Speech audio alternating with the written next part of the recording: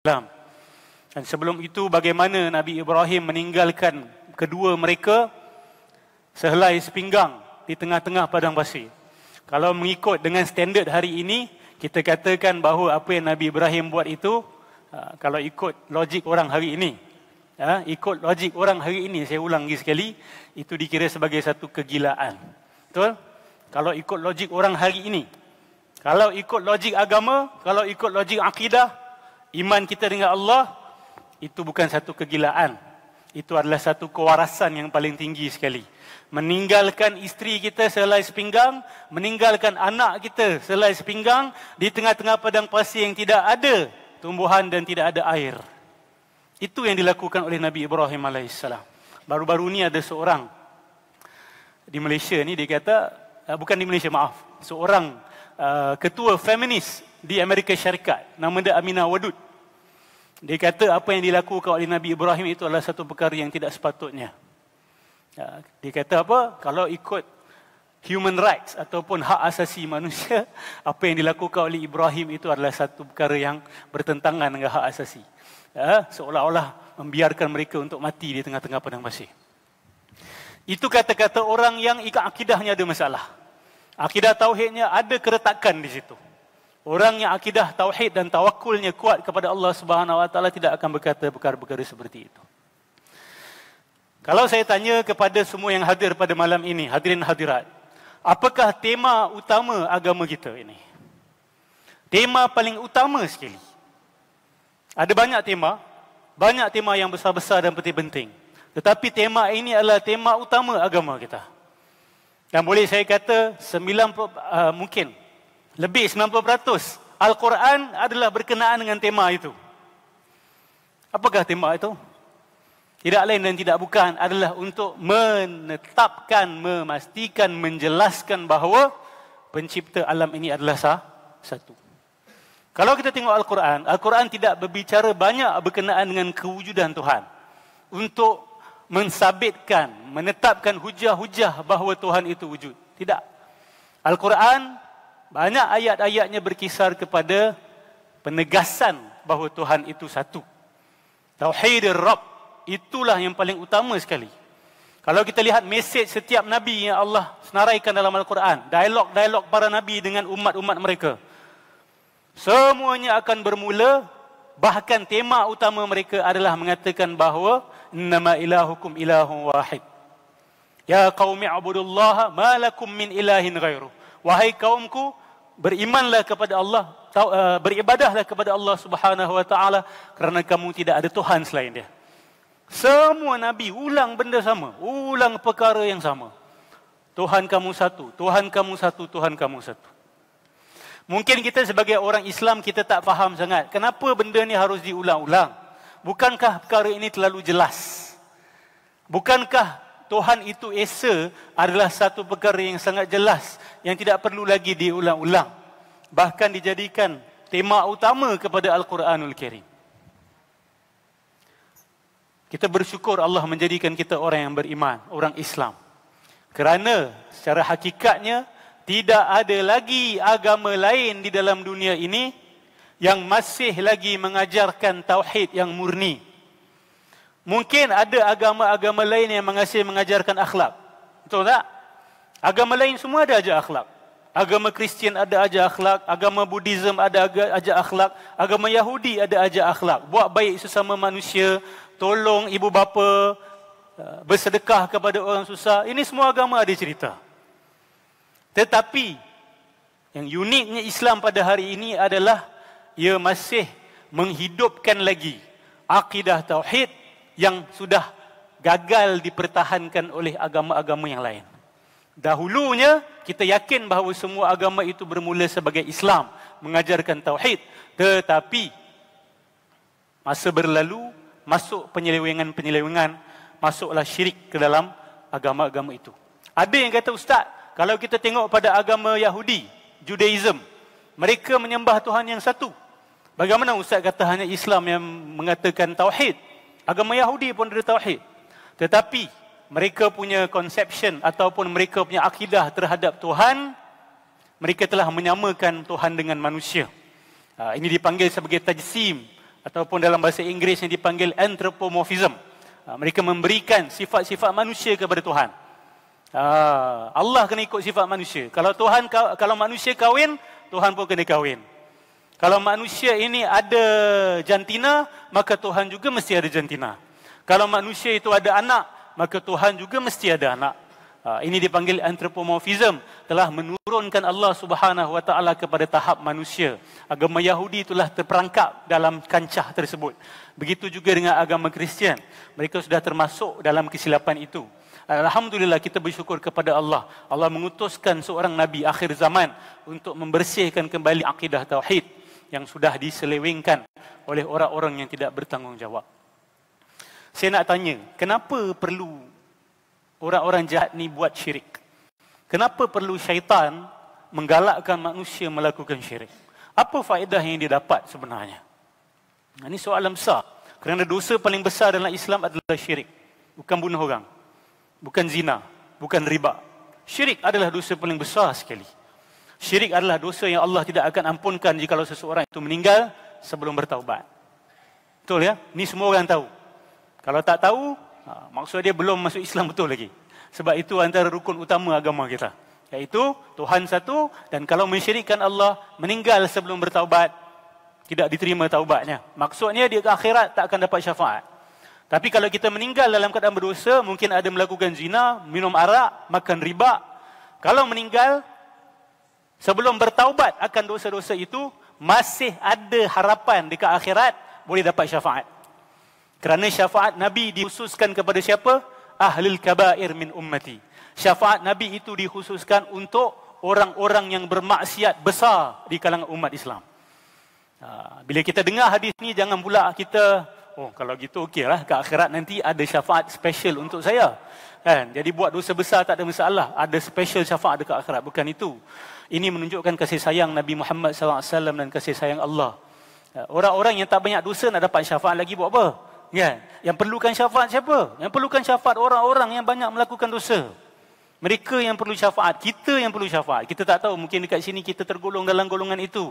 Kita jangan menyucikan diri kita sendiri. Wala tuzakku anfusakum. Kita tak tahu di mana tempat kita dan kita tidak tahu bagaimana kita di mata Allah Subhanahu wa taala. Kenapa mesti dicipta syirik ini?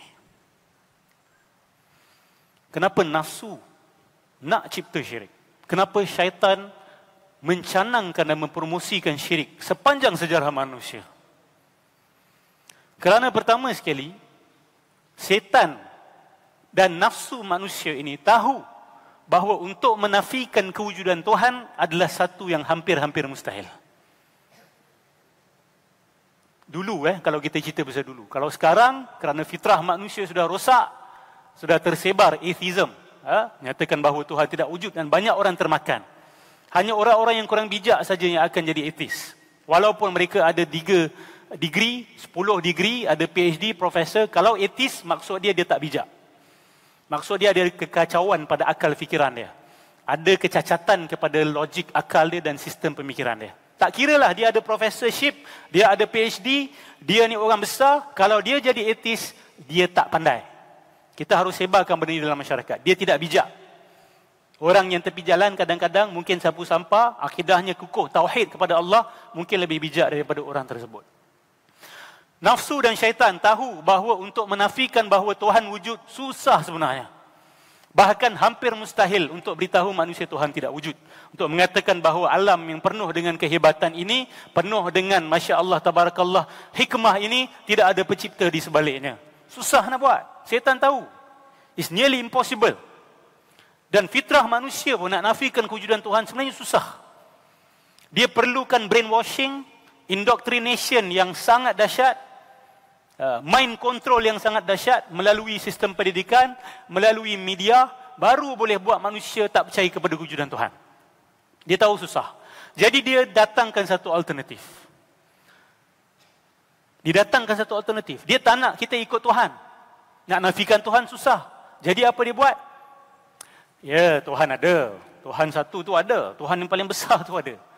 Tapi dia ada keluarga. Ada Tuhan-Tuhan yang kecil-kecil. Yang mana Kalau awak nak capai hubungan yang rapat dengan Tuhan yang paling besar, awak kena lalui Tuhan-Tuhan yang kecil-kecil ini. Awak kena melalui mereka. Tanpa melalui mereka, awak tidak akan mencapai Tuhan yang paling besar itu. Nampak? Syaitan ni dia bijak. Dia sentiasa berfikir, cari alternatif. Nak jauhkan manusia daripada menyembah Allah. Dia kata jangan stop sembah Tuhan. Sembah Tuhan. Tapi, you kena lalui minister-minister dia. You kena lalui orang-orang tengah dia. Dan orang-orang tengah ini, Ustaz, dalam Islam pun kita ada orang tengah, Ustaz. Kita ada para Nabi. Bolehkah kita kenal Allah tanpa Nabi Muhammad SAW? Sudah tentu tidak boleh. Kita mengenali Allah melalui para Nabi. Maksud dia tanpa para Nabi, kita tidak kenal Allah sekarang ini. Jadi Ustaz macam sama aja Ustaz. Kan? Dia orang pun hujah yang sama. Dia kata, tengok kamu ada Nabi.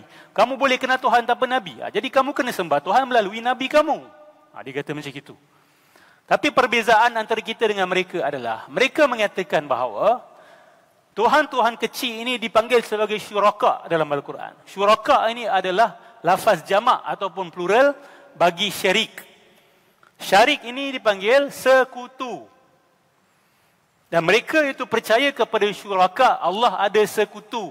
Bila kita kata ada anggota bersekutu, maksud dia memiliki, apa kita panggil? Kalau dalam bahasa Arab dipanggil al-istiqlalu fit tasarruf.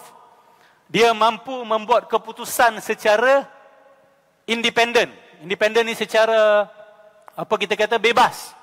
Tidak terikat dengan Tuhan yang paling besar. Ini dia. Tidak terikat dengan Tuhan yang paling besar. Di akhirat nanti, mereka boleh beri syafaat tanpa perlu minta izin Tuhan yang paling besar. Adakah sama dengan akidah kita dengan Rasulullah SAW? Mampukah Rasulullah kasih syafaat tanpa izin Allah? Mampukah Rasulullah pilih siapa yang dia nak beri syafaat walaupun Allah tidak redha? Tidak mampu. Kita baca dalam ayatul kursi. Allahu la ilaha illa huwal hayyul qayyum. La ta'khuzuhu sinatun wa la nawm. Lahu ma fis samawati wa ma fil ard. Man dhal ladzi yashfa'u indahu illa bi'iznih. Tidak ada orang yang beri syafaat kecuali dengan izin Allah Subhanahu wa taala. Mereka kata Tuhan-Tuhan kecil ini dia menguruskan bidang-bidang kuasa masing-masing secara bebas daripada Tuhan yang paling besar. Ini dipanggil al-istiqlalu fi tasarruf ataupun independent management. Dia manage secara independen daripada Allah Subhanahu wa taala.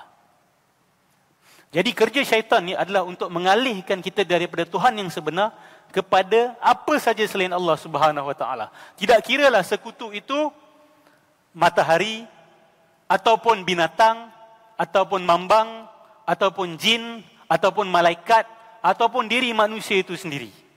Dan semua ini pernah digunakan sebagai calon syaitan untuk mensyirikkan Allah. Syaitan pernah guna matahari untuk buat manusia sembah matahari. Pernah, sampai hari ini ada penyembah matahari. Syaitan pernah menggunakan binatang sebagai calon untuk manusia sembah selain Allah. Kalau kita tengok dalam surah Nuh, Wad, Suwa', Ya'uq, Yaghuth, Nasr. Ada 5 nama Allah sebut dalam surah Nuh. 5 Tuhan-Tuhan yang disembah selain Allah pada zaman Nabi Nuh. Dan kalau cek 5 nama ni, dia merujuk kepada nama orang-orang soleh yang hidup pada zaman Nabi Nuh. Orang-orang soleh, ini lagi satu kandidat ataupun calon yang syaitan biasa guna untuk mensyirikkan Allah. Iaitu manusia itu sendiri. Kerana antara ciptaan Allah yang paling hebat manusia. Antara ciptaan Allah yang Allah memberikan penghormatan, walaqad karramna bani Adam, adalah manusia. Maka dia menggunakan manusia. Manusia yang mana? Bukan manusia yang jahat-jahat. Bukan manusia yang bodoh yang tidak ada ilmu. Dia akan guna manusia yang soleh-soleh. Dia akan guna manusia yang kehebatannya luar biasa. Antaranya 5 orang ini. Orang-orang soleh. Yang bila mereka meninggal dunia, orang-orang di kampung mereka itu sentiasa menziarahi kuburan. Kenapa menziarahi kuburan mereka? Untuk mengingatkan mereka tentang kebaikan. Tak ada masalah. Bab tu kita tak ada masalah. Bab tu tak ada isu. Ziarah kubur orang soleh untuk kenang jasa dia, untuk ingat perjuangan dia, supaya kita ambil inspirasi. Tak ada masalah. Tidak ada satu orang ulama pun yang kata perkara itu syirik. Syaitan tengok peluang. Dia kata, dia pun datang. Dia kata, kamu kena teruskan ingat orang-orang soleh ni, sebab kalau kamu lupa orang-orang soleh, kamu akan lupa untuk buat kebaikan. Nak tak aku buatkan kamu satu patung seperti wajah dan rupa orang-orang soleh yang telah meninggal ini, untuk kamu ingat selama-lamanya. Mereka pun kata, it's not a bad idea, bukan idea yang, dia bukan nak sembah benda tu, dia nak sembah Allah. Tapi orang soleh ni sebagai pengingat. Tapi halus permainan syaitan ini. Dia pun binakan mereka patung-patung ini. Ini dikatakan sejarah awal pembinaan patung-patung ni. Dia bermula daripada sayang kepada orang-orang soleh. Tak ada masalah sayang kepada orang soleh, tapi harus hati-hati, jangan sampai melampaui batas. Kerana di situ pintu syirik terbuka. Pintu syirik akan terbuka di situ. Di situ sejarah awal ya. Generasi yang pertama faham, oh patung ini bukan Tuhan, setakat untuk mengingatkan kami tentang orang-orang soleh yang telah meninggal. Datang generasi kedua yang tidak faham. Generasi yang ketiga, keempat, dia tak faham kenapa tok nenek dia pergi kubur tu, tengok patung tu. Orang tanya dia, kenapa tok nenek hang pergi patung tu? Entahlah, aku rasa dia sembah kot. Dia start dah. Dia start merepek dah. Macam kita jugalah dekat bumi Melayu ni. Kan? Sebahagian kuburan yang asalnya kuburan orang soleh, ayah tok nenek datang ziarah saja. Kan? Lepas tu anak cucu yang tak faham, yang tak pernah ikut pun, start buat cerita yang bukan-bukan. Datuk aku bila dia sakit je dia akan pergi kubur tu. Dan dia akan bawa pulut kuning. Padahal datuk dia asal bawa pulut kuning tu untuk sedekah pada orang susah, supaya doanya itu dimakbulkan Allah. Ini tradisi orang dulu. Nak doa dikabulkan Allah, sedekah. Ini memang ada dalam sunnah. Awak nak kabul doa, awak kasih makan orang susah, awak tolong orang susah. Sambil jalan nak pergi kuburan tu, bawa makanan, bila nampak orang susah kasih. Kenapa nak kena doa dekat kubur, Ustaz? Bukan apa, dia nak mengingatkan. Sebab mungkin itu guru dia. Dia teringat dulu guru dia ajar dia ilmu. Guru dia ajar dia khusyuk dalam solat. Jadi bila dia datang ke kuburan guru dia, dia punya semangat nak beribadah tu makin tinggi.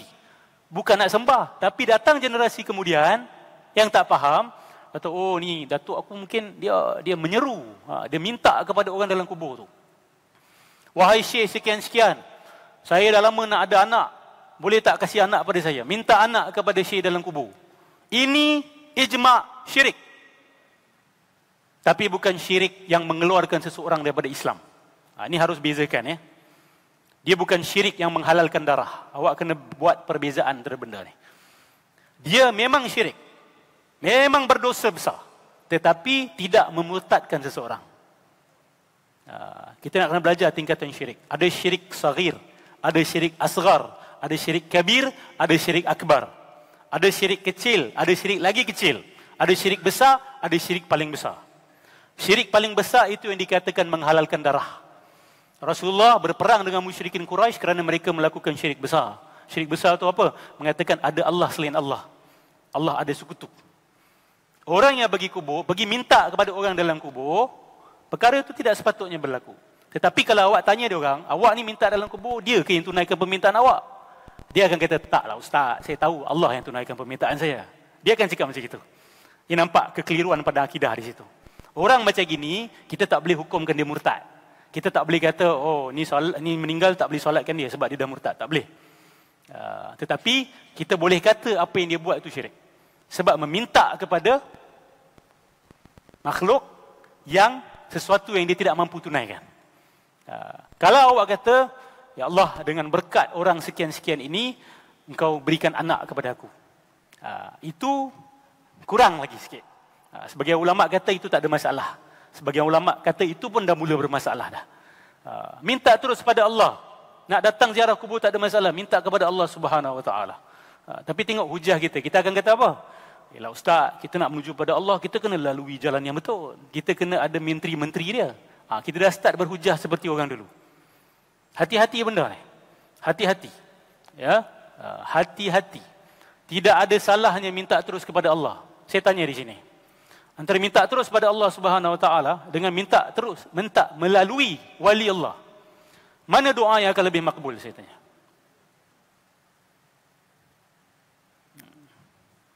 Kalau awak kata yang kedua lebih makbul, apa kesan dia? Setiap kali kita berdoa, kita sepatutnya Masukkan nama orang lain dalam doa kita. Dalam solat pun patut kena masukkan sebab awak kata lebih makbul. Boleh membantu lain cerita, lebih makbul lain cerita. Tidak ada ruginya minta terus pada Allah Subhanahu wa taala. Cuma masalah dia, ada orang yang kata, "Ustaz, yalah minta terus, saya ni siapa ustaz? Saya ni orang biasa. Saya ni kotor." Bukankah Allah kata dalam Quran, "Wa idza sa'alaka 'ibadi anni fa inni qarib." Bila hamba aku tanya kepada aku tentang aku wahai Muhammad, beritahu aku dekat. Aku tak jauh. Allah nak kita bercakap dengan dia. Dalam solat adakah kita masukkan nama orang lain dalam solat kita? Nak minta pada Allah. Dalam solat kita selawat pada Nabi, kita selawat pada Nabi Ibrahim, tapi kita tidak meminta melalui Nabi Ibrahim dan kita tidak meminta melalui Rasulullah sallallahu alaihi wasallam. Ini kita harus hati-hati. Tapi bagi yang melakukan benda ni, jangan pula awak tuduh dia jatuh syirik yang besar, yang memurtadkan seseorang. Hati-hati, kita ambil jalan tengah. Ada satu gerakan yang dahulunya keluar di negara Saudi Arabia pada abad ke-18. Ya, gerakan yang orang tahu. Gerakan Wahabi. Betul? Saya tak nak kata semua yang Wahabi kata salah. Tidak. Banyak perkara yang mereka kata betul. Tapi yang menjadi isu utama, marahnya para ulama pada waktu itu di tanah Hijaz dengan gerakan Wahabiyah adalah kerana Syekh Muhammad Abdul Wahab, dia mengatakan sesiapa yang pergi ziarah kubur dan minta terus kepada orang dalam kubur, jatuh syirik akbar. Syirik akbar ni syirik paling besar. Halal darah dan halal harta dia. Boleh dibunuh. Itu yang dia buat sebenarnya. Jadi apa dia buat? Dia pergi ke kampung-kampung ini yang pada dia melakukan syirik besar. Dia berperang dengan mereka. Dia bunuh mereka dan dia ambil harta mereka. Ini yang buat para ulama pada waktu itu marah dengan perbuatan Muhammad Abdul Wahab. Syekh Muhammad Abdul Wahab pada waktu itu. Tapi bukan kita nak kata semua dia cakap salah. Itu juga salah. Sebab dia juga ada guru-guru dia dan sebahagian guru-gurunya adalah Ahli Sunnah wal Jamaah yang berkait dengan tarikat. Jangan terkejut. Banyak orang tak tahu benda ni. Ya. Sebelum gerakan Syekh Muhammad Abdul Wahab, sudah ada satu gerakan di Turki. Dan gerakan itu adalah gerakan tarikat tasawuf. Yang dipimpin oleh Imam Birgizi. Kemudiannya kumpulan mereka dipanggil sebagai Qadi Zadeli. Kumpulan Qadi Zadeli. Mereka adalah tasawuf, tarikat. Dan mereka juga berpandangan sama dengan Syekh Muhammad Abdul Wahab, yang orang tutup sebagai Salafi Wahabi. Di sini ada perkara yang kita nak kena jelaskan di sini. Sebab dalam kumpulan tarikat juga ada yang melampau. Sebab gerakan Imam Girgivi ini sampai mengangkat pedang. Kata siapa yang ziarah kubur, minta orang dalam kubur, boleh dibunuh. Jadi kita harus hati-hati. Kita marah dengan perlakuan Syekh Muhammad Abdul Wahab, jangan sampai kita tak perasan. Kita main football club. Saya geng tasawuf ustaz, saya geng tarikat, yang ini geng Wahabi ustaz. Tapi dia tak perasan. Pernah dulu pemikiran mereka sama. Pernah bertemu dalam satu pemikiran berkenaan dengan syirik ini. Jadi benda ni saya harap kita buat jambatan. Kita jangan berperang. Kita buat jambatan. Kita boleh belajar daripada semua orang. Dan semua kumpulan ada kesilapan dia. Semua kumpulan ada pelampauan dia. Semua. Siapa yang kata kumpulan saya semuanya betul, tidak ada yang salah, awak telah melampau. Awak dah jadi radikal. Siapa yang kata kumpulan saya semuanya betul, tidak ada salah, awak sudah melampau dalam agama. Dan siapa yang kata kumpulan dia semuanya salah, tidak ada yang betul, awak juga sudah melampau. Kena beristighfar kepada Allah Subhanahu wa taala. Kerana tidak ada kumpulan seperti itu di atas muka bumi Allah ni. Tak kira kumpulan tabligh, kumpulan tarekat tasawuf, kumpulan salafi wahabi, kumpulan salafi yang tidak wahabi, kumpulan liberal, kumpulan sekular, tidak ada satu kumpulan pun yang layak mengaku bahawa semua pegangan mereka benar, semua pandangan mereka benar, tidak ada salahnya. Siapa yang buat pengakuan seperti itu, saya berikan amaran. Saya berikan amaran kerana awak kena jawab depan Allah di akhirat nanti. Kerana awak telah mensucikan ulama'. Awak telah menganggap bahawa ulama' itu suci, tidak ada salahnya. Dan termasuk juga orang-orang yang terlalu melampau kecintaannya kepada syekh-syekh dia sendiri. Sampai kadang-kadang meletakkan syekh-syekh di makam para rasul, para nabi. Bahkan sampai biadab mengatakan bahawa makam para wali mereka lebih tinggi daripada para nabi. Pernah ada orang-orang yang berkata seperti itu. Ini kita harus hati-hati. Ini yang dikatakan pelampauan. Bila manusia cinta sesuatu, dia boleh melampau. Dan manusia bila membenci sesuatu juga dia boleh melampau. Kita harus sentiasa tarik handbrake. Kembali ke tengah. Baik, tinggal 5 minit lagi. Jadi syaitan ni, dia menggunakan manusia juga sebagai calon untuk kita sembah selain Allah. Apa lagi yang syaitan guna? Dia guna jin. Jin ni antara kandidat paling popular. Kanu ya'budunal jin, dalam Quran Allah sebut. Bila Allah tanya pada para malaikat, kat dunia dulu dia sembah hang ke? Sembah kamu ke? Malaikat kata, no, dia sembah jin. Dia sembah jin. Dan jin-jin ni biasanya akan berlakon jadi malaikat. Ini harus hati-hati. Khususnya apabila kita bermain-main dengan wafak, tangkal, azimat. Bila buka, tanya, ni nama siapa ni? Matatrun, Tahtayil, Matahtayil, Ahya, Syarahya, Asba'ud. Ini nama siapa ni? Tanya orang, sebahagian akan kata, oh ini nama malaikat ustaz. Nama malaikat dalam bahasa Syriani. Tengok permainan mereka. Bila tanya, awak kata ni nama malaikat dalam bahasa Syriani, mana rujukan awak? Siapa cakap benda ni? Dan kenapa tukang-tukang sihir juga memanggil nama-nama yang sama? Ini syekh tarikat saya yang kasih ustaz. Dia suruh saya seru nama-nama malaikat ni. Awak tanya tak syekh awak ni nama siapa sebenarnya? Mana bukti dia dapat ini nama malaikat? Oh, tak boleh tanya ustaz. Dia tahulah. Allah kasih dia ilham. Ini penyakit orang kita. Ini penyakit orang kita. Kita kena tanya. Sebab wallahi saya sebut, sebahagian tangkal-tangkal wafak ini sebenarnya bukan nama malaikat, nama syaitan sebenarnya. Bila kita buat kajian, kita dapati sebahagian nama-nama yang diseru ini adalah nama-nama jin dan syaitan.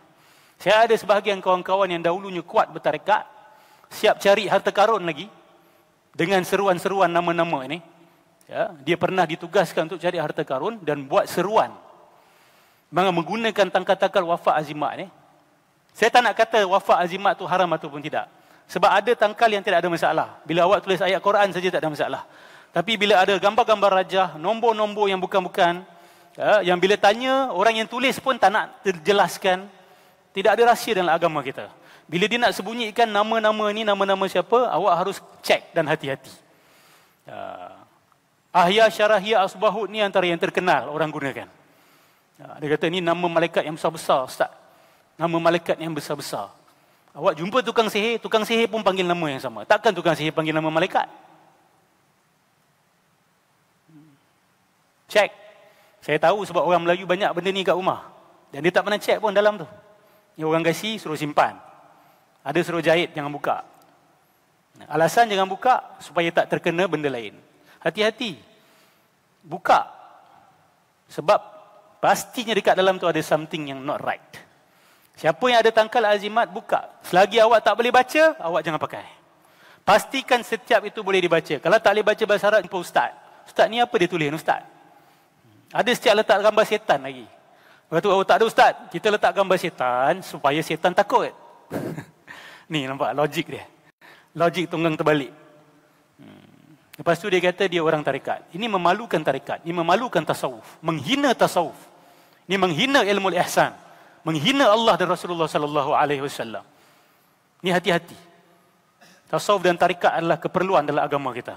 Tetapi bila dimasukkan dengan pengaruh-pengaruh yang bukan-bukan seperti ini, kita tidak perasan kita telah melakukan syirik kepada Allah Subhanahu wa taala.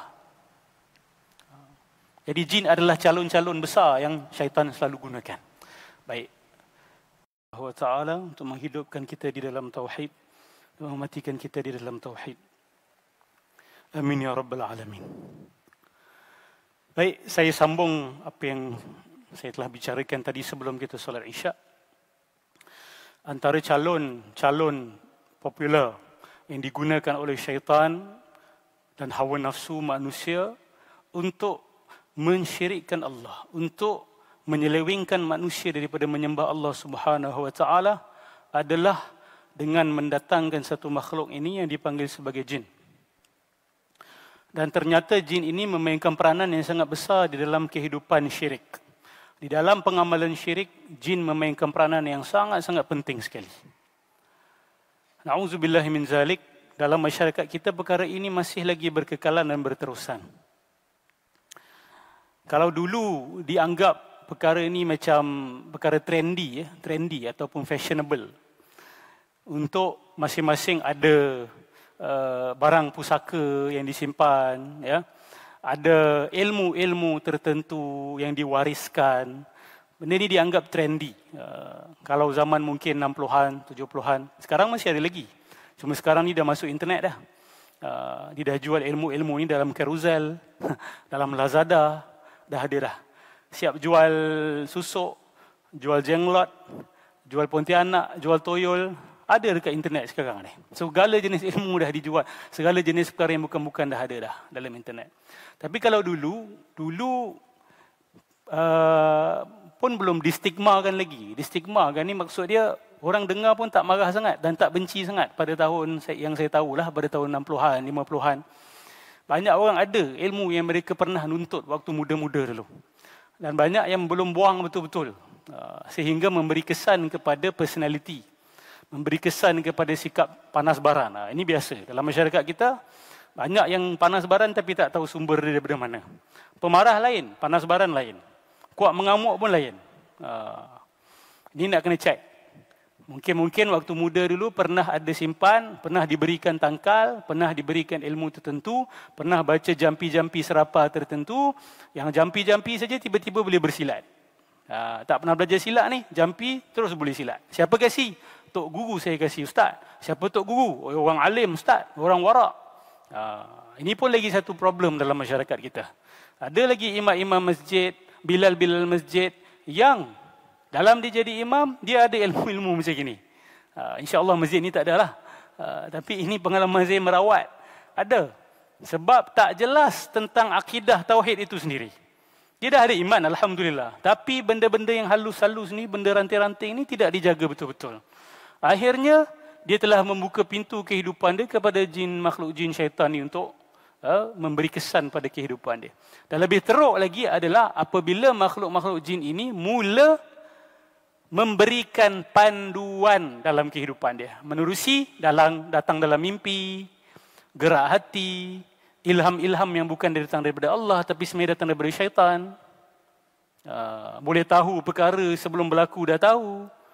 Boleh tahu orang fikir apa. Itu boleh datang daripada orang soleh, boleh juga datang daripada orang yang ada dampingan jin tanpa dia perasan. Tanpa dia perasan. Di sinilah datang orang-orang seperti wali-wali yang sebenarnya kuali. Ya, bukan wali yang betul. Wali yang betul ada. Wali-wali yang sebenarnya kuali-kuali ini, mereka juga kadang-kadang boleh menunjukkan kemampuan-kemampuan luar biasa. Orang yang tidak ada ilmu akan mudah-mudah kata, oh ini orang wali ni, ini orang berilmu ni. Padahal apa yang dia buat adalah sihir. Yang dia buat adalah sihir. Contoh, Ustaz, dia boleh tahu apa saya cakap dalam hati saya lah Ustaz. Itu tak semestinya orang soleh. Bomoh pun boleh buat. Jangan terkejut. Saya ulang lagi sekali. Itu tidak semestinya orang soleh. Bomoh juga boleh buat. Ustaz, dia tahulah Ustaz, anak dalam perut saya ni perempuan ke lelaki. Orang soleh ni Ustaz. Astaghfirullah. Semudah itu kita diperbodohkan. Sebab apa? Jahil. Jahil dan tidak tahu membezakan antara wali Allah dengan wali setan. Hanya setakat seseorang membaca jampi dan sebut nama Allah, baca selawat, baca Fatihah, oh kita kata dia bukan bomoh.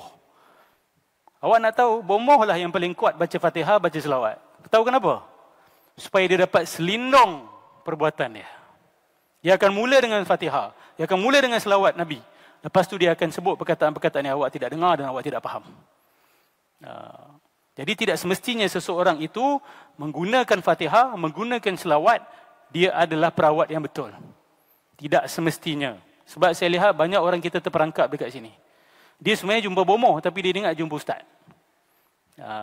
Lepas tu ustaz tu pun kasih apa? Dia kasihlah apa, kertas diikat dengan kain kuning, kan? Disuruh kasih paku dan sebagainya. Bila kata awak jumpa bomoh tu, tak ada ustaz, saya jumpa ustaz pakai songkok lagi ustaz, pakai songkok putih. Dah pergi haji dah ustaz. Allah. Awak dengar tak apa yang dia baca dalam proses merawat tu? Ada sikit-sikit lah ustaz, yang lain tu dia tak clear. Bila dia kasih tangkal tu, dia jelaskan tak apa yang ada dekat dalam tu? Oh, dia tak jelaskan ustaz. Dia tak kasih tanya pun. Itu semua alarm signal patut. Awak punya radar patut on time tu. Ya, dalam Islam tidak ada perkara yang kita sembunyikan. Nabi tak pernah ajar apa-apa jampi serapah yang tidak pernah diberitahu isi kandungannya. Nabi Muhammad sallallahu alaihi wasallam dan perawat-perawat Islam yang tulen tidak pernah memberikan perkara-perkara yang tidak boleh diberitahu. Jangan tanya, pakai aja. There's no such nonsense dalam agama kita. Siapa yang datang pada awak kata jangan tanya-tanya, pakai saja, awak tinggalkan dia. Dan awak minta dia bertaubat sebelum awak tinggalkan dia. Sebab dalam agama kita tidak ada rahsia seperti itu. Rahsia ibadah memang kita sembunyikan. Tetapi kalau masuk pada bab rawatan, tak nak bilang, bila tulis pula tulisan cakap ayam, tulis nombor-nombor, lepas tu campur dengan huruf-huruf yang terpisah. Bila tanya apa benda ni, jangan tanya-tanya. Kalau tanya nanti batal. Itu semua awak tinggalkan. Larikan diri daripada mereka seperti mana awak melarikan diri daripada singa. Bagi siapa yang tidak setuju, boleh jumpa saya lepas ni. Mungkin awak ada buat amalan benda ni, awak tak setuju, pada awak ini benar. Pada awak ni daripada Allah, ilham daripada para malaikat, kita duduk bincang. Saya akan buka hujah saya, awak buka hujah awak. Sebab benda ni ada kaitan dengan syirik. Yang bahayanya adalah bila jin-jin ini yang akan datang pada waktu malam, dia akan kasih awak syariat-syariat tertentu. Di situ bahaya dia. Dia akan minta awak puasa pada hari tertentu. Dengan alasan kalau awak puasa pada hari tertentu, awak akan dapat pahala lebih. Sedangkan Nabi tak sebut apa benda pun masa benda tu. Awak puasa putih, puasa mutih, pernah dengar? Orang putih panggil pati geni. Ya, tak boleh makan daging, puasa. Ya, kena makan benda putih saja. Ini benda merapu, ini tidak ada dalam agama kita. Siapa amalkan benda tu jangan kaitkan dengan Islam. Awak nak amalkan untuk kesihatan, cakap untuk kesihatan. Jangan kata ini kalau dapat ni zikir akan lebih power. Makam akan naik. Itu semua ilusi permainan jin dan syaitan. Saya ulang lagi sekali. Ini ilusi permainan jin dan syaitan. Ya, bagi siapa yang tak setuju, jumpa saya. Kita bincang. Mungkin saya salah. Mungkin saya yang silap. Kalau awak tahu ke mana kesilapan saya, datang kepada saya, buktikan kepada saya yang saya salah. Tapi kalau awak tahu yang apa saya cakap ni betul, dan awak masih amalkan, dan awak berdegil untuk amalkan, awak akan berhadapan dengan Allah di akhirat nanti. Dan kalau awak turunkan benda ni kepada anak cucu awak, kongsi dengan kawan-kawan awak bertanggungjawab. Ya? Kadang-kadang kita ni, bagus ni, dia tukang ubat ni, jom kita pergi sekali. Awak ada masalah, jumpa dia. Ada seorang pesakit yang datang pada saya, dia kata, Ustaz, saya dulu kuat jumpa bomoh. Kenapa? Sebab saya ada seorang kawan ni, dia kata kalau minta ke Allah lambat. La haula wala quwwata illa billahil azim. Dia kata kalau minta dekat Allah lambat. Kita minta dekat bomoh ni, suruh dia buat, insya-Allah cepat sikit. Insya-Allah pula tu dia sebut. Nampak tak kekeliruan dia? Kekeliruan pada akidah. Dia kata minta pada Allah lambat. Memang betul, kadang-kadang minta pada Allah, memang kadang-kadang lambat datang. Sebab apa? Sebab Allah tahu benda tu tak baik untuk kita. Kita ni degil, nak apa yang kita nak. Lepas tu bila Allah tak jawab doa kita, kita kata, doa pada Allah, solat tahajud, tunggang tunggik pun tak jawab. Tapi jumpa bomoh, 2 hari dapat. Saya minta anak, Ustaz, dah berpuluh tahun tak dapat-dapat, Ustaz. Saya jumpa pawang tu, dia pu dekat perut saya. Mengandung saya, Ustaz. Habis. Sebenarnya, Allah Subhanahu Wa Taala tangguhkan. Atas sebab tertentu. Allah ni bukan kita punya khadam. Allah khadam kita. Allah, saya nak benda ni, Allah kasih. Allah, saya nak benda tu, Allah kasih. Ingat Allah khadam kita kah? Allah beri kita bila kita perlukan. Kalau benda tu tak baik, Allah tak akan kasih. Kalau Allah sayang pada kita. Tapi kalau Allah benci pada kita, segala kita minta kadang-kadang Allah kasih. Itu boleh jadi tanda Allah benci. Mintalah apa hang nak, aku kasih. Lepas tu, bila hang mati, nanti aku cabut nyawa hang, aku rentap nyawa hang. Aku campak hang ke dalam neraka Allah. Hati-hati benda ni. Jadi yang membimbangkan adalah apabila jin-jin dan syaitan ni main peranan. Tapi dia akan datang dalam mimpi, dalam bentuk apa saya tanya? Awak rasa dia akan datang dengan jubah hitam, tanduk panjang, gigi panjang kah? Dengarlah cakap aku, kan? Kamu dah tak payah solat lagi. Kamu ni dah tahap satu makam yang tinggi. Wali Allah dah. Awak rasa dia akan datang dengan bentuk apa? Sudah tentu dia akan pakai jubah putih. Sudah tentu dia akan pakai serban. Sudah tentu dia akan pakai minyak wangi. Dia akan make up. Ingat syaitan ni bodoh kah? Kita yang kadang jahil. Lepas tu bila jumpa, semalam aku jumpa wali ya. Wali itu kata, hati aku dah suci bersih dah. Dan aku dah boleh mula merawat orang. Dah start dah. Aku dah sampai satu tahap dah ni, dah tak payah solat lagi dah. Kalau aku solat ni kira bonus saja. Betul ke tu wali? Wali, dia pakai sarban besar, mata bercelak, kan? Muka handsome, wali lah tu. Tanya nama dia? Tak tanya. Dia cakap apa? Dia cakap itulah, aku dah sampai tahap dah tak payah solat lagi dah. Dia pegang tasbih tangan dia tu. Itulah bodohnya kita ni. Senangnya syaitan ni. Kerja jadi syaitan ni senangnya sangat nak tipu kita. Hanya setakat pakai sarban, pakai jubah, saya pun boleh buat.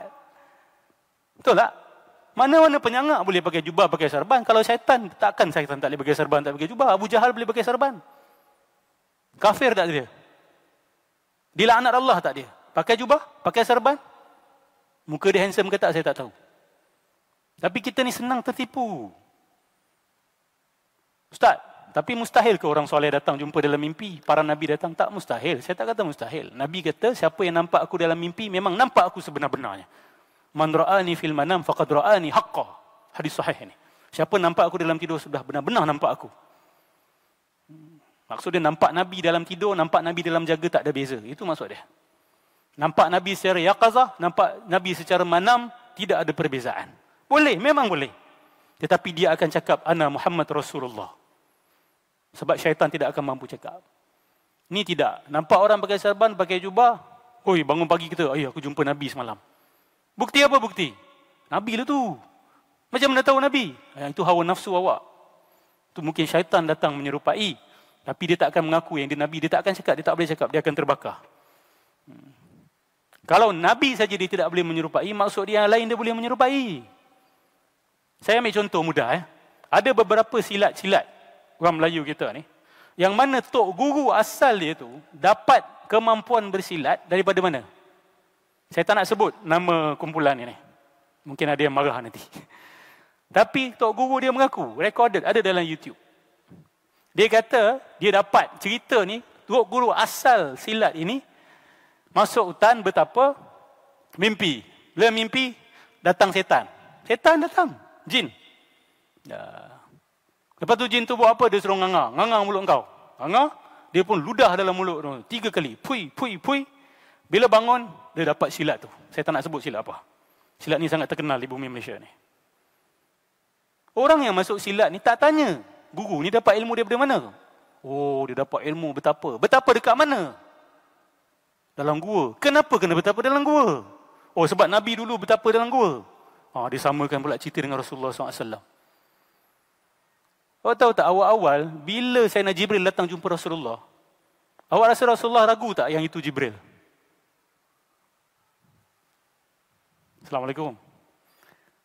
Bila Jibril datang pertama kali jumpa Nabi, Nabi ragu tak yang itu Sayyidina Jibril? Ke Nabi terus percaya itu Jibril? Nabi ragu. Nabi bahkan ingat yang dia ni kena rasuk jin. Wallahi ada dalam hadis sahih dalam Bukhari. Dia takut. Ni siapa yang datang jumpa aku ni? Aku gila ke apa? Aku kena rasuk jin ke apa? Itu yang dia pergi jumpa Khadijah. Sayyidatina Khadijah bawa dia jumpa Waraqah bin Naufal. Waraqah bin Naufal jelaskan yang datang tu Jibril. Dia datang seperti mana dia datang pada Musa. Kita tak. Datang jumpa makhluk-makhluk ni, confident Nabi, confident wali, confident malaikat. Nabi sendiri ragu. Kita confident. Hanya kerana kita ada syekh tarikat. Hanya kerana kita ada zikir-zikir tertentu, wirid-wirid tertentu. Hati-hati. Syaitan ni licik dia. Dia licik. Saya kenal orang-orang yang kuat berwirid. Tetapi hari-hari komunikasi dengan jin. Bila kata itu jin, degil. Tak, itu bukan jin, malaikat. Bila aku seru, dia akan datang. La haula wa la quwwata illa billah. Ingat malaikat khadam awak kah? Dalam Quran ada ayat yang jelas. Malaikat hanya menjawab suruhan Allah. Dia bukan khadam kepada sesiapa. Malaikat hanya menjawab perintah Allah, bukan perintah manusia. Perintah Nabi pun. Nabi harap Jibril datang jumpa dia. Jibril datang? Jibril tak datang. Allah tak suruh. Allah tak kasih. Ingat tak awal-awal wahyu turun? Kan wahyu berhenti sekejap, 6 bulan. Nabi stres pada waktu tu. Sebab Nabi ingat Allah dah tinggalkan dia.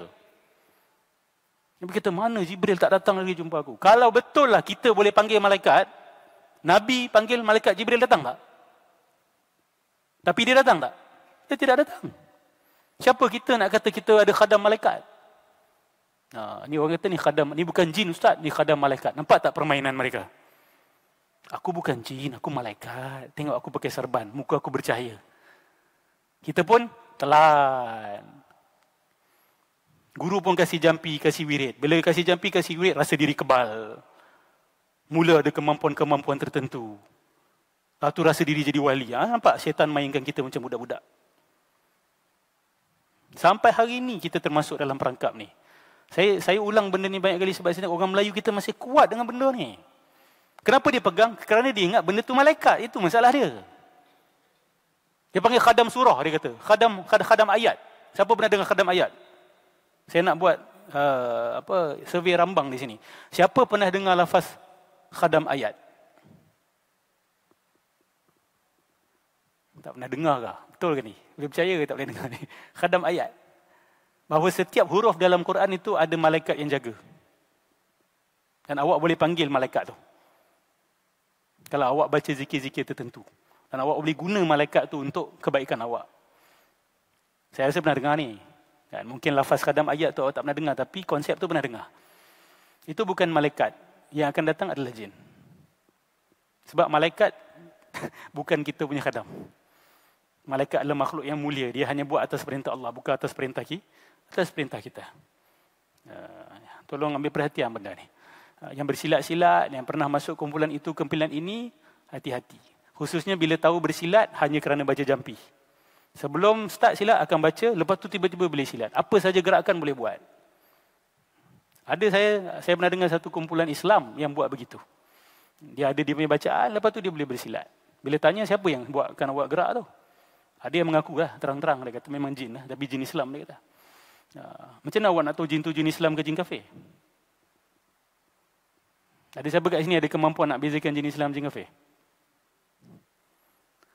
Dia syahadah ustaz, dia solat. Macam mana awak tahu? Awak nampak dia solat? Orang kafir pun boleh berlakon solat. Syaitan dengan orang kafir manusia mana lebih licik? Mana lagi licik penipuan dia? Okay, saya harap kita ambil perhatian benda ni. Sebab syaitan halus permainannya untuk jatuhkan kita dalam syirik. Syiriknya di mana? Syiriknya adalah apabila dia menetapkan ibadat-ibadat yang tidak ada kena-mengena dengan Islam. Disuruh kita buat perkara-perkara yang tidak ada kena-mengena dengan Allah dan Rasul. Di situ datangnya. Dan dia menghalalkan yang haram dan mengharamkan yang halal. Di situ datang masalah dia nanti. Dan dia, jangan terkejut, dia akan datang kadang-kadang dalam bentuk muka guru awak. Khususnya lepas guru awak dah meninggal. Atau ada guru yang masih hidup.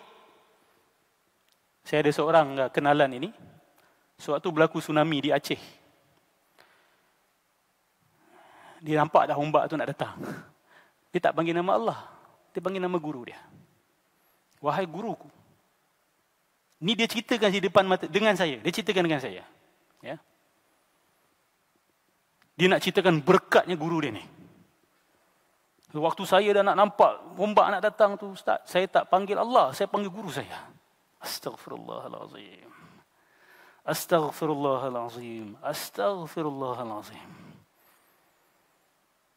Betapa biadabnya manusia dengan Allah. Kurang ajarnya manusia dengan Allah. Bila keadaan terdesak, dia panggil manusia, dia bukan panggil Allah. Lepas tu dia berbangga. Dia berbangga. Dan betul dia kata, bila saya seru nama guru saya, tiba-tiba ada satu sampan datang depan mata saya. Itu istidraj daripada syaitan. Istidraj. Untuk menjauhkan kita lagi daripada Allah. Kalau saya panggil nama Allah, time tu saya rasa saya dah meninggal. Dia kata macam itu, la haula wala quwwata illa billah. La haula wala quwwata illa billah al-azim. La haula wala quwwata illa. Tak meremang bulu rumah awak dengar. Dan ini juga adalah kumpulan yang mana baca doa tertentu tiba-tiba boleh bersilat. Apa saja jenis pergerakan dia boleh buat. Dan buat pengakuan sendiri itu adalah daripada jin. Apa ni? Agama apa ini? Agama siapakah ini? Agama Sayyidina Muhammad sallallahu alaihi wasallam? Para sahabat sendiri pergi berperang, luka-luka. Nabi pergi berperang luka, dia nak kebal. Dia nak tusuk tidak tembus. Penakutlah tu. Betul tak? Orang yang berani takut mati kita tak? Orang berani takut mati ataupun tidak, saya tanya. Para sahabat, uish, dia orang nak pergi ke barisan hadapan. Kerana apa? Nak syahid. Kita nak apa, taklud. Apa ni? Mana kelakian kita? Kalau benar lelaki, takutkah? Takutkah disusuk pedang?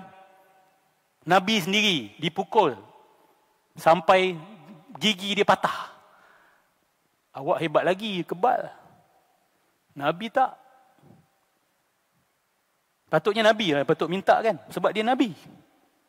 Supaya tidak berdarah langsung. Setitis pun darah Nabi tidak jatuh. Tapi Nabi juga berdarah. Dekat Taif, Nabi dicampak batu. Berdarah tak Rasulullah? Berdarah, lari. Nabi lari. Nabi lari 5 kilometer. Orang kejar daripada belakang campak batu. Orang kita pakai benda tu pun kalah juga. Betul? Dengan Portugis kalah juga. Dengan British kalah juga. Dengan Belanda kalah juga. Kalau betul kita hebat, ada ilmu kebal, sudah cukuplah kita ditipu oleh jin dan syaitan ini. Kalah ataupun tidak kita dengan mereka, saya tanya. Dari segi peperangan. Kalah. Memang betul ada kebal. Memang betul. Belanda ada cerita, orang Melayu ni ada kebal sebahagiannya. Bukan Melayu je, Siam pun ada. Bila Melayu lawan Siam, Siam pun ada kebal. Apa nama ilmu dia tu? Dia pun ada juga. Takkan Allah kasih dia, kasih kita juga. Dia pun ada jampi mantra serapah dia, baca bahasa Siam, dia akan kesurupan, kebal. Letaklah macam mana pun, tak boleh load. Orang yang jahil akan kata, oh ni daripada Allah ni, daripada Allah, malaikat melindungi. Apa ni? Mudah-mudah kita kena tipu begitu. Jadi saya mohon dekat sini, dalam masjid ni, buang semua ilmu-ilmu seperti ini. Clearkan. Awak akan nampak perubahan besar dalam hidup awak. Bagi yang panas baran, tak tahu kenapa panas baran. Mesti ada yang tak kena. Cari. Cek-cek, oh dulu ustaz, saya umur 20-an dulu pernah masuk hutan ustaz. Pernah bertapa sekejap. Lepas tu saya macam jadi gila sekejap ustaz. 2-3 bulan, lepas tu saya waras balik. Gila isim orang kata, gila isim. Dalam Islam ada gila isim ke tidak? Gila isim ni apa sebenarnya? Dia ada dua. Satu yang betul, satu yang salah. Gila isim ini, gila nama. Nama apa? Bukan nama untuk diri, nama Allah. Dia zikir Allah sangat, dia dah jatuh cinta pada Allah sangat sampai dia hampir-hampir hilang akal. Dia macam orang angau lah senang kata. Angau. Kekasih dia tu, makan pun ingat kekasih, pergi toilet ingat kekasih, mandi ingat kekasih, pergi kerja ingat kekasih. Angau lah, tu angau. Ada tak orang yang angau dengan Allah? Takkan dengan manusia boleh angau, dengan Allah tak boleh angau. Sebab Allah lah punca segala keindahan, kemuliaan. Ada orang angau dengan Allah. Termenung je, hati zikir dengan Allah. Nampak kucing menangis je sebab ingat Allah. Nampak bunga ingat Allah. Nampak pokok ingat Allah. Nampak matahari ingat Allah. Bukan dia kata matahari tu Allah, bunga tu Allah, kucing tu Allah. Tidak. Tapi kerana teringat keindahan ciptaan Allah. Ingat kekasih. Bila kita ni bila dulu bercinta, nampak atap rumah kekasih kita pun dah syok. Betul tak? Nampak selipar dia pun dah syok dah. Begitulah juga sebagai manusia dengan Allah. Dia nampak alam ni teringat Allah. Angau dengan Allah. Sampai kadang nak makan tak lalu, nak pergi kerja tak boleh kerja, nak kahwin pun tak selera nak kahwin. Ada. Itu tak ada masalah. Tapi dengan syarat dia tidak mengabaikan tanggungjawab dia. Kalau dia seorang ayah, nak angau dengan Allah tak apa. Tapi nafkah anak isteri jangan tak kasih. Kalau seorang askar, jangan lembek-lembek pergi perang. Awak kena jalankan tanggungjawab. Nak angau dengan Allah, angau sila tak ada masalah. Itu gila isim yang tak ada masalah. Gilakan Allah. Kita semua kena gilakan Allah. Tengok para Nabi semua gilakan Tuhan. Nabi Ibrahim gilakan Allah. Hidup mati Allah. Allah saja di mulut mereka. Hati mereka Allah. Perbuatan mereka untuk Allah. Itulah gila. Tapi gila yang positif, yang baik. Kita gila dunia yang lain. Gila isim yang kedua, ini mengamalkan wirid-wirid yang bukan-bukan. Dan mengikut guru-guru yang bukan-bukan. Akhirnya gila isim. Jadi tiong. Tiong. Tak mandi. Buang air sebarangan. Mula mengatakan perkara-perkara yang kufur. Orang yang jahil akan kata, oh ini wali Allah ni ustaz. Apa wali Allah busuk? Wali Allah yang macam mana tak mandi? Wali Allah yang macam mana dia punya misai janggut tidak terjaga? Ada orang kata orang macam itu wali. Dipanggil wali majzub. Hati-hati, wali majzub memang ada, tapi itu bukan majzub. Nak kena bezakan yang betul dengan yang salah. Jangan kita suka-suka hati mengatakan orang ni wali Allah Subhanahu wa taala. Hati-hati. Mana boleh wali Allah dalam keadaan busuk, dalam keadaan bernajis, nak solat macam mana? Betul? Tak pakai baju, pusat nampak, oh ni wali ni. Jangan main-main. Langgar syariat wali, nak minta kena tempeleng. Langgar syariat wali. Kalau itu boleh jadi wali, sesiapa boleh mengaku jadi wali. Betul? Yogi-yogi Hindu, dia punya sami-sami tu pun boleh mengaku jadi wali. Sebab mereka telanjang. Dekat India masih ada lagi mereka berjalan telanjang. Dia kata apa? Oh, kami dah sampai satu tahap, kami dah tak ada syariat lagi. Tak ada halal dan haram untuk kami. Jangan kita bercakap bahasa macam itu. Kita cakap bahasa macam itu, kita telah biadab dengan syariat Nabi Muhammad sallallahu alaihi wasallam. Nabi penat-penat berjuang, penat-penat bawa Islam, penat-penat bawa hukum hakam, penat-penat bawa Al-Quran, bawa hadis ajar kita. Kita ikut orang lain pula. Kita ambil wahyu dan ilham daripada jin dan syaitan. Benda ni masih berleluasa dalam masyarakat Melayu. Kenapa orang Melayu suka benda ni? Kerana kita memang suka benda mistik. Satu kekuatan dan kelemahan orang Melayu, kita suka benda mistik. Mistik ni juga akan selamatkan kita. Sebab bila sebut pasal mistik ni, kita masih percaya pada yang gaib. Orang Melayu nak buang percaya pada gaib susah. Itu bagus juga. Supaya kita tak senang jadi ateis. Tapi yang buruknya adalah, kita suka benda-benda yang tidak bersandaran. Dengar-dengar cerita-cerita, agak-agak rasa-rasa. Itulah tok nenek saya cerita. Tok nenek yang mana? Entahlah ustaz.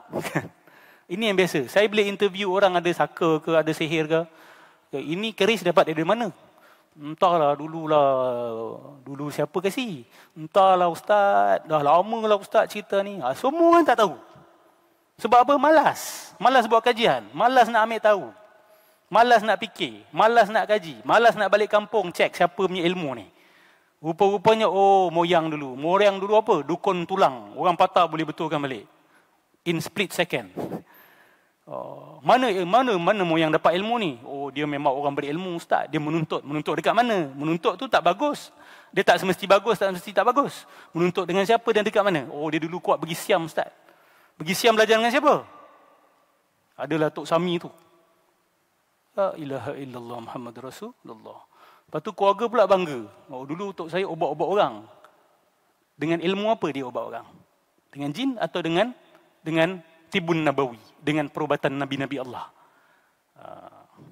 Berluasa. Saya tanya kalau interview, paling tidak 10-20 orang mesti ada cerita ni. Betul ke tidak saya cakap ni? Kalau interview, mesti ada cerita ni. Kalau balik bongkar-bongkar almari, cek-cek belakang frame, cek-cek bawah katil, mesti ada. Tak jumpa apa dia panggil sanggul, sanggul emas ke, tak jumpa keris, kalau tak jumpa pisau kecil, kalau tak jumpa apa-apa yang pelik-pelik, tak sah. Mesti ada. Cincin ke, batu-batu pelik ke, ni batu ni daripada sungai ustaz. Dia tak tahu mana dia petik, datang tiba-tiba ada batu tu ustaz. Mesti ada, cek. Buang semua sekali. Semua sekali, bersihkan rumah awak. Dia boleh sebab masalah suami isteri dengan anak-anak, nak kerja kadang-kadang bermasalah. Sebab benda ni ada dalam rumah kita. Dan dia sebagai magnet. Dia menarik jin dan syaitan ini. Sebab itu ada serpihan syirik lagi. Ada serpihan syirik. Bukan saya nak kata murtad, tidak. Ada kesyirikan di situ. Kena buang cepat. Kalau jahil tak ada masalah. Tapi kalau ada tahu, degil juga, nak simpan juga, itu antara awak dengan Allah Subhanahu wa Ta'ala. Ya, siapa ada susuk, buang cepat-cepat. Tapi susuk ni bantu saya ustaz. Saya buruh kasar. Saya kerja dekat tengah panas, angkat batu berat-berat ustaz. Susuk ni bantu saya. Jangan. Dia memang bantu awak waktu muda. Nanti bila dah sampai 50, 60, 70, dia start buat masalah nanti. Nanti nak meninggal susah, penyakit yang pelik-pelik akan datang. Yang bukan-bukan, semua akan datang nanti. Hati-hati. Ya, hati-hati. Jadi, ini salah satu kandidat yang syaitan gunakan untuk kita syirik kepada Allah adalah menggunakan jin dan syaitan. Supaya kita mengambil syariat daripada selain Allah Subhanahu wa Ta'ala. Itu yang dia nak. Dia tak nak kita ikut syariat Nabi Muhammad. Dia nak kita ikut syariat yang datang daripada manusia, daripada jin, syaitan dan sebagai-bagai benda-benda yang pelik-pelik. Isu mambang-mambang, isu ni semua kita kena buang cepat-cepat. Masuk hutan dah tak payah lagi nak kata, Tok, cucu tumpang lalu. Tak perlu lagi semua tu. Ya, beri salam saja kepada orang yang telah meninggal. Kita diajar beri salam ke minta izin? Beri salam. Assalamualaikum ya ahlal kubur. Antum sabiqun wa nahnu insyaallah lahikun. Itu yang kita diajarkan. Ni datang kubur, tok itu, tok ini, oh tok ni cucu tumpang lalu. Yang jawab siapa? Silakan. Kan? Yang jawab bukan orang dalam kubur tu. Yang jawab tu benda-benda yang buat tol tanpa hak kat situ. Dia buat tol. Dia buat tol dan dia minta certain things. Kalau awak tak kasih, dia akan kacau. Dia akan ganggu. Nabi pernah cerita benda ni. Dulu orang Arab, dia bila pergi ke padang pasir, dia akan seru nama jin-jin yang ketua-ketua geng dia. Dia tak akan seru jin yang kecil-kecil tapi jalan. Dia akan seru dia punya apa dia panggil ketua-ketua gangster dia lah. Dia punya abang-abang daerah lah kita kata. Jin-jin ni pun dia ada daerah-daerah tertentu. Bandar Baru Uda ni tak tahu siapa yang pegang. Tapi kalau masuk ke padang pasir tertentu, dia ada jin-jin daerah. Maka orang-orang Arab dulu akan panggil. Sama macam kita, tak ada beza. Syirik ni satu dunia dia. Melayu ke Cina ke orang putih ke Afrika ke Mama ke semua ada. Semua ada. Dia akan seru nama jin-jin yang besar-besar ni. Dia minta, aku nak buat kerja dekat sini. Boleh tak kau tolong bilang kau punya orang-orang kuncu-kuncu kau jangan kacau aku. Jin ni pun asalnya dia takut dengan kita. Sebab tu dia duduk tempat jauh-jauh. Jin tak suka duduk dengan kita sebenarnya. Dia suka duduk dekat gunung-gunung, dekat padang pasir, dekat laut. Sebab dia tak suka kita. Dia tak suka diganggu. Dia pun takut dengan kita juga sebenarnya. Tapi bila dia nampak kita masuk hutan, masuk padang pasir, minta izin dekat dia, dia pun terkejut. Dia takut dekat aku lah ni. Ni best ni kalau main-mainkan dia ni. Dia start dah. Bila kita tunjukkan kelemahan, kejahilan, kebodohan kita, dekat situ dia jadi kuat. Dekat situ dia tengok. Macam kita lah juga. Kalau jumpa orang jahat, kita mengaku lemah, dia take advantage lah. Jumpa gangster, kalau kita garang, dia pun takut. Kalau jumpa gangster, Tok, saya minta maaf Tok, kalau ada orang-orang saya kacau tempat Tok, minta maaf ya. Minta maaf kalau saya terlanggar adat resam, terlanggar pantalarang. Dia pun tengok, ni boleh buat main ni. Ni boleh ambil manfaat daripada dia ni. Jin pun gitu, dia terkejut, dia takut kita. Lepas tu dia perasan kita yang takut pada dia pula. Dia pun apa lagi? Kita punya projek tidak terganggu, mulalah kasih benda-benda tu. Dia ancak-ancak orang panggil, ancak. Pernah dengar kan? Ancak tu ada, ancak tu. Tu kena bayar tol lah tu. Tu kawasan dia, kita masuk kena bayar tol. Kasihlah nasi lah, beras lah, telur dan sebagainya. Dia pun makin besar kepala lah. Dia kata, ni best ni kalau nak permain. Dia pun minta lagi yang bukan-bukan. Makanan yang kamu kasih ni tak sedap, saya nak benda lain. Saya nak isteri awak. Dia start minta. Dia akan minta ketua kampung punya isteri. Dia akan minta ketua kampung punya anak perempuan. Sebulan sekali saya nak bersama dengan mereka. Tu yang ada orang, dia sebulan sekali dia tak akan bersama dengan isteri dia. Dia akan tidur kat luar. Sebab apa? Sebab dia sudah buat perjanjian. Inilah dipanggil sebagai saka dan sebagainya. Akhirnya turun-temurun, akhirnya anak-anak cucu yang rosak. Kadang-kadang ada yang na'udzubillah min zalik, lahir cacat dan sebagainya. Sebab anak cucu ini telah dikorbankan untuk golongan jin ini. Jin kata, saya boleh tolong kamu, tapi anak pertama kamu saya punya. Beranak, mengandung, anak hilang. Jin curi tu. Dia tak curi sebab dia kata kamu dah kasih aku. Ada anak-anak perempuan, malam tidur mesti ada yang datang. Bangun lebam-lebam sana, lebam-lebam sini. Saya tahu kakak-kakak kat belakang terkejut bila saya cerita benda ni. Ada yang mendatangi, rasa kena empap. Ada yang rasa betul-betul disetubuhi. Disetubuhi. Dia pun pelik. Saya tak ada ilmu apa-apa ustaz. Kenapa saya macam ini kena diganggu seperti ini? Ada macam-macam sebab. Satu sebab, awak terambil ilmu tanpa awak perasan. Sebab kedua, awak jahil dan tidak ada ilmu. Awak tidak ada pelindung dan perisai. Amal ibadah buat tapi lemah. Kosong. Tak faham solat kenapa. Main ikut aja. Baca Fatihah tak faham kenapa kena baca Fatihah. Takbir tak faham maksud dia apa. Selawat Nabi tak tahu maksud apa. Main ikut, main buat aja. Perisai tak ada, tipis. Yang ketiga, mungkin suami awak, mungkin bapa awak, datuk awak, moyang awak pernah ambil perjanjian dengan makhluk ni. Dan dia menjadikan awak sebagai korban. Ustaz, tak adalah tok nenek kita jahat macam itu. Betulkah? Tak semua. Banyak yang baik. Tapi ada yang memang haruan makan anak. Tengoklah kes-kes sekarang ni. Yang rogol anak cucu siapa? Siapa? Keluarga sendiri, haruan makan anak, sumbang mahram, lambat-lambat dalam masyarakat kita. Jadi pelik ke bila dia orang memberikan kita sebagai penyembahan, sebagai korban untuk dia dapat kuasa, dapat kuat, dapat nama, dapat kaya, dapat pengaruh, dapat projek. Tak mustahil, benda ni memang ada dalam masyarakat kita. Ya, jadi kita mohon pada Allah Subhanahu Wa Taala supaya orang masyarakat Bandar Baru Uda ni kita bersihkan tempat ni. Kita lawan semua bomoh-bomoh yang ada dekat sini. Bomoh-bomoh saki-baki bomoh yang ada kita biarkan supaya mereka tidak ada pelanggan lagi. Jangan lagi datang jumpa mereka. Jangan lagi. Siapa yang datang jumpa bomoh, percaya apa yang dia cakap, Allah tak terima ibadah awak. Sebagai riwayat kata 40 hari solat awak tidak akan diterima.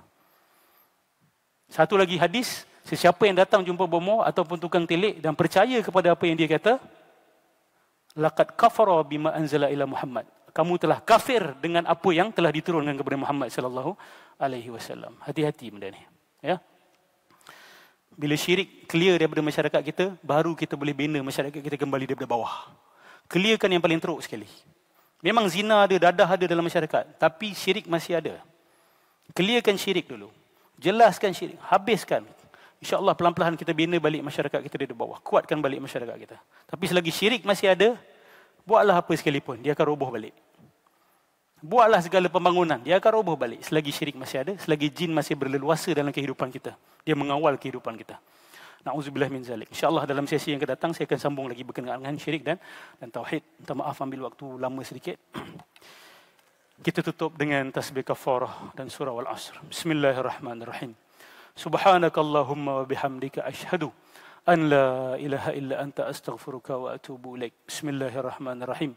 Wal 'asri innal insana lafi khusr illa alladhina amanu wa 'amilus salih